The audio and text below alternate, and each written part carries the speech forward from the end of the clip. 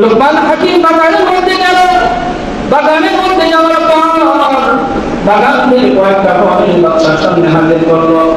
হাজির করার পর বাচ্চা লোকমান হাকিমকে বললেন, লোকমান হাকিম তুমি এই ফলটা খাও।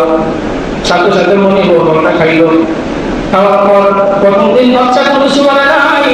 দ্বিতীয়বার আবার যখন কিছুদিন পর আসলো, আসার পর লোকমান হাকিমকে বলল, হে লোকমান হাকিম, যাও বাগান থেকে আমার জন্য কিছু ফল নিয়ে আসো।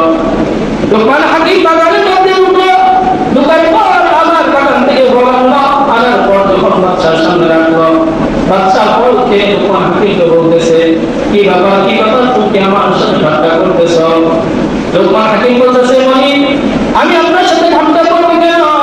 আমি তো আপনার গোলাম, আপনি যেভাবে বলেন আমার সেভাবে চলতে হবে। বাচ্চা বলতেছে, তাহলে তুমি আমার সাথে এমন কাজ কেন করো না? মনি বলতেছে, তুমি যদি আমার সাথে ঠাট্টা না করতে তাহলে আমাকে বারবার